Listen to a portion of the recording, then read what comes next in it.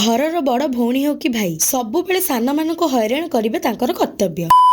ତ ସକାଳେ ଆଜି ମୋ ଭଉଣୀର ମୋର ରେଡି ହେଇକି ବାହାରି ଯାଇଥିଲୁ ମର୍ଣ୍ଣିଂ ୱାକ୍ ପାଇଁ। ଘରକୁ ଆସିକି ରେଡି ହେଇକି ବାହାରି ଯାଇଥିଲୁ ଦି ଭଉଣୀ ଖରାବେଳେ ଟିକେ ମାର୍କେଟିଂ କରିବାକୁ। ଆଉ ପ୍ରଥମେ ଆମେ ପଳେଇଥିଲୁ ଆମ ହାଇକୋର୍ଟ ପାଖରେ ଥିବା ବ୍ୟାଙ୍କକୁ। ସେଠି କାମ ସାରିକି ଆମେ ପଳେଇଥିଲୁ ମୋ ମମିଙ୍କ ପାଇଁ ମେଡିସିନ କିଣିବାକୁ। ମୋ ଭଉଣୀ ତ ମେଡିସିନ କିଣିବାରେ ବ୍ୟସ୍ତ ଥିଲା, ହେଲେ ମୁଁ ଟିକେ ଗାଡି ଉପରେ ବସିକି ଷ୍ଟାଇଲ ମାରି ଦଉଥିଲି। ଆଉ ସବୁ କାମ ଶେଷ କରି ସାରିଲା ପରେ ଆମେ ଲାଷ୍ଟକୁ ପଳେଇଥିଲୁ ସପିଂ କରିବାକୁ। ଆଉ ଆଜି ଆମେ ଯାଇଥିଲୁ ଜୁଡିଓ। ଆଉ ହଁ, ଆଜି ମୁଁ ମୋ ଡ୍ରେସ କିଣିବାକୁ ଯାଇନଥିଲି, ମୁଁ ଯାଇଥିଲି ଆମ ପୁଅ ପାଇଁ ଡ୍ରେସ କିଣିବାକୁ। ହେଲେ ମତେ ସେଠୁ ଗୋଟେ ବି ଡ୍ରେସ ପସନ୍ଦ ଆସିନଥିଲା, ସେଥିପାଇଁ ଆମେ ତା ପାଖରେ ଥିବା ଭି ମାର୍ଟ କୁ ଯାଇଥିଲୁ। ଫାଇନାଲି ଏତେ ସାରା ଖୋଜାଖୋଜି କରିସାରିଲା ପରେ ଆମକୁ ଗୋଟେ ଡ୍ରେସ ଭଲ ଲାଗିଥିଲା, ଯୋଉଟା ଆମେ ବିଲ୍ କରିଦେଇକି ସିଧା ପଳେଇ ଆସିଥିଲୁ ଘରକୁ। ସନ୍ଧ୍ୟା ବେଳେ କମ୍ପ୍ୟୁଟର କ୍ଲାସ ଯିବା ପୂର୍ବରୁ ମୋ ଭଉଣୀ ନେଇଯାଇଥିଲା ମତେ ଆଗ ଟିକେ ଗୁପଚୁପ ଖାଇବାକୁ। ଆଉ ହଁ, ଗୁପଚୁପ ଟା ଯେମିତି ଆଖିକି ଦେଖାଯାଉଥିଲା ଟେଷ୍ଟରେ ବି ଦିଟୋ ସେମିତି ହେଇଥିଲା। ଖାଇସାରିକି ମୁଁ ପଳେଇ ଆସିଥିଲି ଆମ କମ୍ପ୍ୟୁଟର କ୍ଲାସ। ଆଉ ଆଜି ଥିଲା ଆମର ପ୍ରାକ୍ଟିକାଲ କ୍ଲାସ, ସେଥିପାଇଁ ସାର୍ ଆମକୁ ବହୁତ ସାରା ପ୍ରାକ୍ଟିକାଲ ଦେଇଥିଲେ କରିବାକୁ। କ୍ଲାସ ସାରିକି ଘରକୁ ଫେରିଲା ବେଳକୁ ମୁଁ ଯାଇଥିଲି ଭାରି ମୋ ଭାଇଙ୍କ ଘରକୁ। ଆଉ ଯାଉ ଯାଉ ହିଁ ମୋ ଝିଆରୀ ମତେ ଆଣିକି ଦେଇଥିଲା ମୋମୋ, ଯୋଉଟାକୁ ଆମେ ଦି ଜଣ ମିଶିକି ଖାଇ ଦେଇଥିଲୁ। ଆଉ ଏଠି ଦେଖନ୍ତୁ ଏଇ ବଡ ଦି ଭଉଣୀଙ୍କର କାରନାମା। ନିଜ ସାନ